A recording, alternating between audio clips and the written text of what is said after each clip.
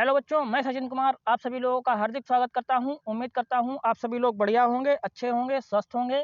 जिन बच्चों का 29 फरवरी को कक्षा 10 का विज्ञान का एग्जाम है, उनके लिए यह क्लास बहुत ही महत्वपूर्ण है, क्योंकि मैं आप लोगों के 29 फरवरी यानी कि विज्ञान के पेपर से पहले पहले 200 क्वेश्चन विज्ञान से संबंधित बहुत ही महत्वपूर्ण प्रश्न कराऊंगा, जो कि आपके प्रीवियस ईयर यानी कि पिछले जो एग्जाम हुए हैं यूपी बोर्ड के कक्षा 10 के, उनसे ही क्वेश्चन उठाए हुए हैं। ये क्वेश्चन जो है आपके क्वेश्चन जो है पेपर में बहुत ही ज़्यादा महत्वपूर्ण है और आ सकते हैं।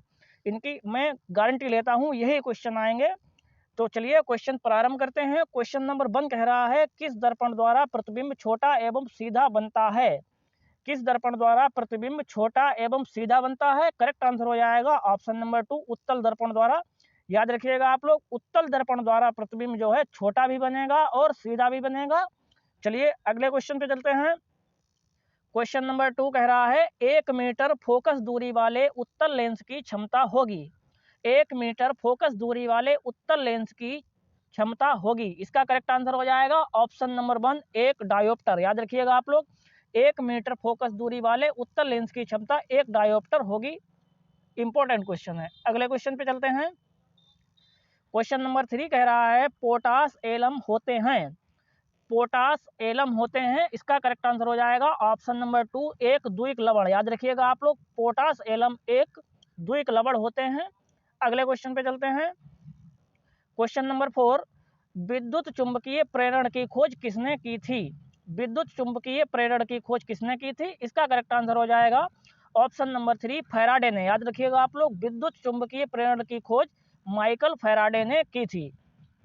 इनका पूरा नाम क्या है? Michael Faraday. याद रखिएगा आप लोग, आ सकता है, इंपॉर्टेंट क्वेश्चन है। अगले क्वेश्चन पे चलते हैं। क्वेश्चन नंबर 5 कह रहा है, गोलीय दर्पण के वक्रता केंद्र को किस अक्षर से निरूपित किया जाता है?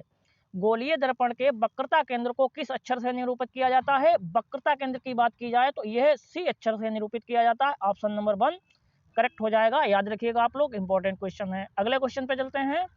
क्वेश्चन नंबर 6, क्लोराइड का रंग क्या होता है? क्लोराइड का रंग क्या होता है? इसका करेक्ट आंसर हो जाएगा ऑप्शन नंबर 4, श्वेत। याद रखिएगा आप लोग, क्लोराइड का सफेद रंग, क्लोराइड जो है सफेद रंग का होता है। इंपॉर्टेंट क्वेश्चन है। अगले क्वेश्चन पे चलते हैं। क्वेश्चन नंबर 7, किलोवाट घंटा मात्रक है। किलोवाट घंटा मात्रक है। किलोवाट घंटा जो मात्रक है, यह जो है विद्युत ऊर्जा का मात्रक होता है। याद रखिएगा आप लोग, किलोवाट घंटा जो है विद्युत ऊर्जा का मात्रक होता है। अगले क्वेश्चन पे चलते हैं। क्वेश्चन नंबर 8, विद्युत वाहक बल का मात्रक है। विद्युत वाहक बल का मात्रक है। करेक्ट आंसर हो जाएगा ऑप्शन नंबर 2, कूलाम। याद रखिएगा आप लोग, विद्युत वाहक बल का मात्रक कूलाम है। अगले क्वेश्चन पे चलते हैं। क्वेश्चन नंबर 9, बैटरी में किस प्रकार की धारा उत्पन्न होती है? बैटरी में किस प्रकार की धारा उत्पन्न होती है? याद रखिएगा आप लोग, बैटरी में जो है दिष्ट धारा उत्पन्न होती है। करेक्ट आंसर हो जाएगा ऑप्शन नंबर 2, बैटरी में जो होती है दिष्ट धारा उत्पन्न होती है। Most important question. अगले क्वेश्चन पे चलते हैं। क्वेश्चन नंबर 10, कोई विलयन लाल लिटमस को नीला कर देता है तो उसका पीएच मान कितना होता है?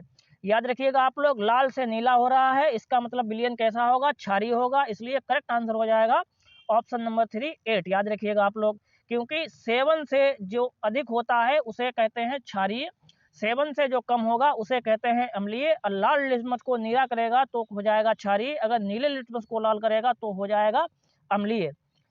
इंपॉर्टेंट क्वेश्चन है। अगले क्वेश्चन पे चलते हैं। क्वेश्चन नंबर 11, निम्न में से कौन सा उत्कृष्ट तत्व है? निम्न में से कौन सा उत्कृष्ट तत्व है?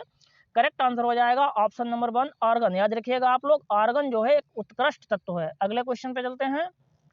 क्वेश्चन नंबर 12, निम्न में से कौन सा पदार्थ ऑक्सीजन के संयोग से नहीं होता है? मतलब निम्न में से कौन सा पदार्थ ऑक्सीजन से संयोग नहीं करता है? करेक्ट आंसर हो जाएगा ऑप्शन नंबर 4, गोल्ड। याद रखिएगा आप लोग, सोना जो है ऑक्सीजन से संयोग नहीं करता है। याद रखिएगा आप लोग। अगले क्वेश्चन पे चलते हैं। क्वेश्चन नंबर 13, मनुष्य में लाल ग्रंथियां कितनी होती हैं? मनुष्य में लाल ग्रंथियों की संख्या कितनी होती है? इसका करेक्ट आंसर हो जाएगा ऑप्शन नंबर 2, 3 जोड़ी। याद रखिएगा आप लोग, मनुष्य में लाल ग्रंथियों की संख्या 3 जोड़ी होती है। Important question. अगले क्वेश्चन पे चलते हैं। क्वेश्चन नंबर 14, मनुष्य के हृदय में कोष्ठकों की संख्या कितनी होती है? मनुष्य के हृदय में कोष्ठकों की संख्या कितनी होती है? करेक्ट आंसर हो जाएगा ऑप्शन नंबर 1 4। याद रखिएगा आप लोग, मनुष्य के हृदय में 4 कोष्ठक होते हैं। अगले क्वेश्चन पे चलते हैं। क्वेश्चन नंबर 15, मनुष्य में दूध के दांतों की संख्या कितनी होती है? मनुष्य में दूध के दांतों की संख्या कितनी होती है? करेक्ट आंसर हो जाएगा ऑप्शन नंबर 2 20। याद रखिएगा आप लोग, मनुष्य में दूध के दांतों की संख्या 20 होती है। अगले क्वेश्चन पे चलते हैं। क्वेश्चन नंबर 16, प्रतिरोध का मात्रक क्या है? प्रतिरोध का मात्रक क्या है? करेक्ट आंसर हो जाएगा ऑप्शन नंबर 3 ओम। याद रखिएगा आप लोग, प्रतिरोध का मात्रक ओम है। इंपॉर्टेंट क्वेश्चन है। अगले क्वेश्चन पे चलते हैं। क्वेश्चन नंबर 17, यूरेनियम निम्नलिखित में से क्या है? यूरेनियम निम्नलिखित में से क्या है? इसका करेक्ट आंसर हो जाएगा ऑप्शन नंबर 2 अधातु। याद रखिएगा आप लोग, यूरेनियम जो है अधातु है। Important question. अगले क्वेश्चन पे चलते हैं। क्वेश्चन नंबर 18, स्पष्ट दृष्टि की न्यूनतम दूरी क्या होती है? स्पष्ट दृष्टि की न्यूनतम दूरी क्या होती है? करेक्ट आंसर हो जाएगा ऑप्शन नंबर 2 25 सेंटीमीटर। याद रखिएगा आप लोग, स्पष्ट दृष्टि की न्यूनतम दूरी 25 सेंटीमीटर होती है। अगले क्वेश्चन पे चलते हैं। क्वेश्चन नंबर 19, विद्युत बल रेखाएं हैं। विद्युत बल रेखाएं हैं, करेक्ट आंसर हो जाएगा ऑप्शन नंबर 4 सदैव समांतर होती हैं। विद्युत रेखाएं जो होती हैं हमेशा समांतर होती हैं। ये जो होते हैं आपस में कभी भी नहीं मिलती हैं। ये रेखाएं आपस में कभी भी नहीं मिलेंगी, ये सदैव समांतर ही चलती हैं। अगले क्वेश्चन पे चलते हैं। क्वेश्चन नंबर 20, चुंबकीय तीव्रता का मात्रक क्या होता है? चुंबकीय तीव्रता का मात्रक क्या होता है? करेक्ट आंसर हो जाएगा ऑप्शन नंबर 1 टेस्ला। याद रखिएगा आप लोग, इंपॉर्टेंट क्वेश्चन, चुंबकीय तीव्रता का मात्रक टेस्ला होता है। अगले क्वेश्चन पे चलते हैं। क्वेश्चन नंबर 21, हाइड्रा में क्या पाया जाता है? हाइड्रा में क्या पाया जाता है? करेक्ट आंसर हो जाएगा ऑप्शन नंबर 3 स्पर्शक। याद रखिएगा आप लोग, हाइड्रा में स्पर्शक पाए जाते हैं। हाइड्रा में मस्तिष्क, मुख और तंत्रिका ये तीनों चीजें नहीं पाई जाती हैं, स्पर्शक पाए जाते हैं। अगले क्वेश्चन पे चलते हैं। क्वेश्चन नंबर 22, वायु में निर्वात की अपेक्षा प्रकाश की चाल होती है। वायु में निर्वात की अपेक्षा प्रकाश की चाल होती है। याद रखिएगा आप लोग, निर्वात में जो होता है प्रकाश की चाल सबसे अधिक होती है, वायु में जो है निर्वात की अपेक्षा कम होगी, इसलिए करेक्ट आंसर हो जाएगा ऑप्शन नंबर 2 करेक्ट हो जाएगा। अगले क्वेश्चन पे चलते हैं। क्वेश्चन नंबर 23, जिन पदार्थों में आवेशों का प्रभाव आसानी से होता है उन्हें क्या कहते हैं? जिन पदार्थों में आवेशों का प्रभाव आसानी से होता है उन्हें क्या कहते हैं? इसका करेक्ट आंसर हो जाएगा ऑप्शन नंबर 2 सुचालक। याद रखिएगा आप लोग, जिन पदार्थों में आवेशों का प्रभाव होता है उन्हें सुचालक कहते हैं। अगले क्वेश्चन पे चलते हैं। क्वेश्चन नंबर 24, पीतल निम्न में से क्या है? पीतल निम्न में से क्या है? करेक्ट आंसर हो जाएगा ऑप्शन नंबर 4 मिश्र धातु। याद रखिएगा आप लोग, पीतल जो होता है मिश्र धातु होती है। अगले क्वेश्चन पे चलते हैं। क्वेश्चन नंबर 25, फ्लोएम ऊतकों द्वारा कार्बोहाइड्रेट पर परिवहन होता है। फ्लोएम ऊतकों द्वारा कार्बोहाइड्रेट पर परिवहन होता है। करेक्ट आंसर हो जाएगा ऑप्शन नंबर 3 सुक्रोज के रूप में। याद रखिएगा आप लोग, फ्लोएम ऊतकों पर कार्बोहाइड्रेट का सुक्रोज के रूप में परिवहन होता है। अगले क्वेश्चन पे चलते हैं। क्वेश्चन नंबर 26, हाइड्रोजन के दो परमाणु के बीच कितने आबंध बनते हैं? हाइड्रोजन के दो परमाणुओं के बीच कितने आबंध बनते हैं? मोस्ट इंपॉर्टेंट क्वेश्चन, 29 फरवरी विज्ञान के लिए बहुत ही ज्यादा महत्वपूर्ण प्रश्न है। इसका करेक्ट आंसर हो जाएगा ऑप्शन नंबर 2 एक आबंध। याद रखिएगा आप लोग, हाइड्रोजन के दो परमाणुओं के बीच एक आबंध होता है। अगले क्वेश्चन पे चलते हैं। क्वेश्चन नंबर 27, गोलीय दर्पण के ध्रुव तथा वक्रता त्रिज्या से होकर गुजरने वाली रेखा को क्या कहते हैं? गोलीय दर्पण के ध्रुव तथा वक्रता त्रिज्या से होकर गुजरने वाली रेखा को क्या कहते हैं? इसका करेक्ट आंसर हो जाएगा ऑप्शन नंबर 4 मुख्य अक्ष। याद रखिएगा आप लोग, गोलीय दर्पण के ध्रुव तथा वक्रता त्रिज्या यानी कि ध्रुव तथा वक्रता त्रिज्या से जो रेखा होकर गुजरती है उसे मुख्य अक्ष कहते हैं। अगले क्वेश्चन पे चलते हैं। क्वेश्चन नंबर 28, निम्नलिखित में से कौन सी मलेरिया परजीवी है? निम्नलिखित में से कौन मलेरिया परजीवी है? इसका करेक्ट आंसर हो जाएगा ऑप्शन नंबर 3 प्लाज्मोडियम। याद रखिएगा आप लोग, प्लाज्मोडियम जो होता है मलेरिया का परजीवी होता है। इंपॉर्टेंट क्वेश्चन है। अगले क्वेश्चन पे चलते हैं। क्वेश्चन नंबर 29, तरंग दैर्घ्य सामान्यता व्यक्त किया जाता है। तरंग दैर्घ्य सामान्यता व्यक्त किया जाता है। इसका आंसर हो जाएगा ऑप्शन नंबर 2 मीटर में। याद रखिएगा आप लोग, तरंग दैर्घ्य हमेशा मीटर में व्यक्त किया जाता है। अगले क्वेश्चन पे चलते हैं। क्वेश्चन नंबर 30, कार्बन हाइड्रोजन के सहयोग से क्या बनता है? कार्बन हाइड्रोजन के संयोग से क्या बनता है? इसका करेक्ट आंसर हो जाएगा ऑप्शन नंबर 1 हाइड्रोकार्बन। याद रखिएगा आप लोग, कार्बन हाइड्रोजन के संयोग से हाइड्रोकार्बन बनता है। Important question. अगले क्वेश्चन पे चलते हैं। क्वेश्चन नंबर 31, प्रतिरोध का एसआई मात्रक है? प्रतिरोध का एसआई मात्रक है, करेक्ट आंसर हो जाएगा ऑप्शन नंबर 1 ओम का। याद रखिएगा आप लोग, प्रतिरोध जो होता है, प्रतिरोध का एसआई मात्रक ओम होता है। अगले क्वेश्चन पे चलते हैं। क्वेश्चन नंबर 32, रासायनिक अभिक्रिया में किसी पदार्थ में ऑक्सीजन का ह्रास कहलाता है?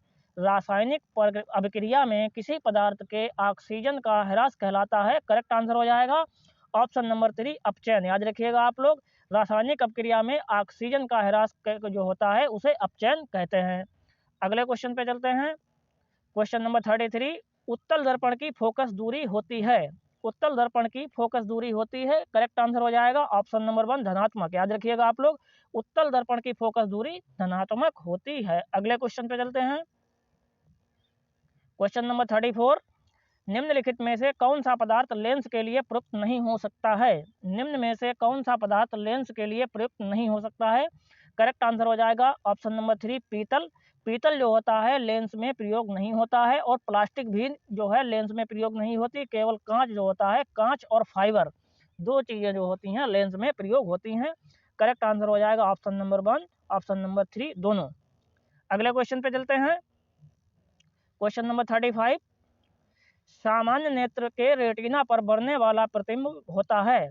सामान्य नेत्र के रेटिना पर बनने वाला प्रतिबिंब होता है, इसका करेक्ट आंसर हो जाएगा ऑप्शन नंबर 4 वास्तविक और उल्टा। याद रखिएगा आप लोग, सामान्य रेटिना पर जो सामान्य नेत्र के रेटिना पर वास्तविक और उल्टा प्रतिबिंब बनता है। याद रखिएगा आप लोग, इंपॉर्टेंट क्वेश्चन है, बल्कि मोस्ट इंपॉर्टेंट क्वेश्चन है ये। अगले क्वेश्चन पे चलते हैं। क्वेश्चन नंबर 36, निम्न में से कौन विजातीय पदार्थ है? निम्न में से कौन विजातीय पदार्थ है? इसका करेक्ट आंसर हो जाएगा ऑप्शन नंबर 1 नमक। याद रखिएगा आप लोग, नमक जो होता है ये विजातीय पदार्थ होता है, और प्लास्टर ऑफ पेरिस भी जो होता है एक विजातीय पदार्थ भी होता है। प्लास्टर ऑफ पेरिस, नमक, ये दो जो होते हैं विजातीय पदार्थ होते हैं। Important question. अगले क्वेश्चन पे चलते हैं। क्वेश्चन नंबर 37, अभिनेत्र लेंस की फोकस दूरी में परिवर्तन किया जा सकता है? अभिनेत्र लेंस की फोकस दूरी में परिवर्तन किया जा सकता है, इसका करेक्ट आंसर हो जाएगा ऑप्शन नंबर 4 पक्षमाभि द्वारा। याद रखिएगा आप लोग, अभिनेत्र लेंस की फोकस दूरी में परिवर्तन पक्षमाभि द्वारा किया जा सकता है। अगले क्वेश्चन पे चलते हैं। क्वेश्चन नंबर 38, मनुष्य में प्रमुख उत्सर्जी निम्न में से कौन सा है? मनुष्य में प्रथम उत्सर्जी निम्न में से कौन सा है? करेक्ट आंसर हो जाएगा ऑप्शन नंबर 1। याद रखिएगा आप लोग, वृक्क। यानी कि वृक्क जो होता है मनुष्य में प्रमुख उत्सर्जी होता है। अगले क्वेश्चन पे चलते हैं। क्वेश्चन नंबर 39, विद्युत बल्ब में फिलामेंट किसका बना होता है? विद्युत बल्ब में फिलामेंट किसका बना होता है? करेक्ट आंसर हो जाएगा ऑप्शन नंबर 3 टंगस्टन के तार का। याद रखिएगा आप लोग, विद्युत बल्ब में फिलामेंट जो होता है टंगस्टन के तार का बना होता है। अगले क्वेश्चन पे चलते हैं। क्वेश्चन नंबर 40, प्रकाश संश्लेषण की क्रिया में निम्न में से किस कच्चे पदार्थ की आवश्यकता नहीं होती है? प्रकाश संश्लेषण की क्रिया में निम्न में से किस कच्चे पदार्थ की आवश्यकता नहीं होती है? करेक्ट आंसर हो जाएगा ऑप्शन नंबर 1 ऑक्सीजन की। याद रखिएगा आप लोग, कार्बन डाइऑक्साइड, क्लोरोफिल, जल, ये तीनों मिलकर प्रकाश संश्लेषण की क्रिया को संपन्न कराते हैं, बल्कि ऑक्सीजन जो होते हैं पेड़ खुद देते हैं बल्कि लेते नहीं हैं। कार्बन डाइऑक्साइड, क्लोरोफिल और जल ये पौधे लेते हैं और ऑक्सीजन छोड़ते हैं, इसलिए ऑक्सीजन जो है प्रकाश संश्लेषण में काम नहीं आता है। अगले क्वेश्चन पे चलते हैं।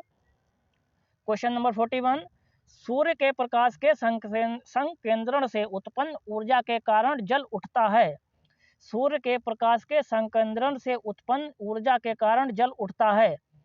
करेक्ट आंसर हो जाएगा ऑप्शन नंबर 3 कागज।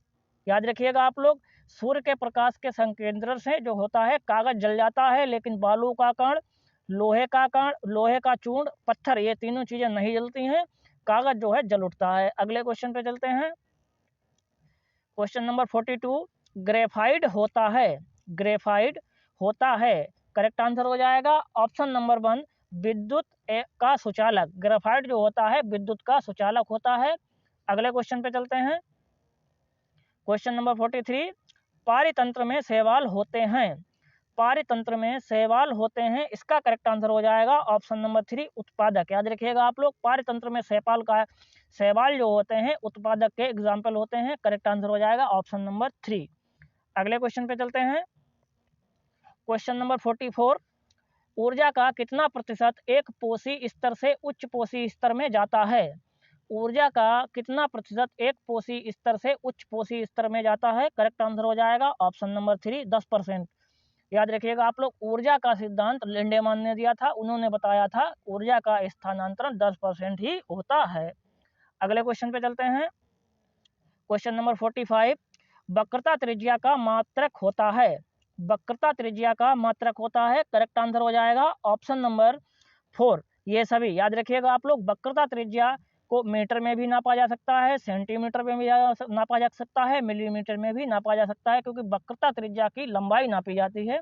लंबाई मीटर, सेंटीमीटर, मिलीमीटर ये तीनों में नापी जाती है, इसलिए करेक्ट आंसर हो जाएगा ऑप्शन नंबर 4 ये है सभी। अगले क्वेश्चन पे चलते हैं। क्वेश्चन नंबर 46, कार्बन परमाणु की संयोजकता होती है? कार्बन परमाणु की संयोजकता होती है। करेक्ट आंसर हो जाएगा ऑप्शन नंबर 2 4। याद रखिएगा आप लोग, कार्बन परमाणु की संयोजकता 4 होती है। अगले क्वेश्चन पे चलते हैं। क्वेश्चन नंबर 47, धावन सोडा का रासायनिक नाम क्या है? धावन सोडा का रासायनिक नाम क्या है? करेक्ट आंसर हो जाएगा ऑप्शन नंबर 1 सोडियम कार्बोनेट। याद रखिएगा आप लोग, धावन सोडा का रासायनिक नाम सोडियम कार्बोनेट होता है। अगले क्वेश्चन पे चलते हैं। क्वेश्चन नंबर 48, समतल दर्पण की फोकस दूरी होती है? समतल दर्पण की फोकस दूरी होती है, इसका करेक्ट आंसर हो जाएगा ऑप्शन नंबर 2 अनंत। याद रखिएगा आप लोग, समतल दर्पण की फोकस दूरी अनंत होती है। अगले क्वेश्चन पे चलते हैं। क्वेश्चन नंबर 49, दूरदृष्टि दोष के कारण प्रतिबिंब बनता है? दूरदृष्टि दोष के कारण प्रतिबिंब बनता है। याद रखिएगा आप लोग, दूरदृष्टि दोष के कारण प्रतिबिंब रेटिना के पीछे बनता है। करेक्ट आंसर हो जाएगा ऑप्शन नंबर 3 रेटिना के पीछे। अगले क्वेश्चन पे चलते हैं। क्वेश्चन नंबर 50, मेंडल ने अपना प्रयोग निम्न में से किस पौधे पर किया था? मेंडल ने अपना प्रयोग निम्न में से किस पौधे पर किया था? करेक्ट आंसर हो जाएगा ऑप्शन नंबर 2 मटर पे। याद रखिएगा आप लोग, मेंडल ने, यहाँ पे दोस्तों प्रिंटिंग मिस्टेक है, मेंडल ने अपना प्रयोग निम्न में से किस पौधे पर किया था? मटर पे। ये दोस्तों लास्ट क्वेश्चन है।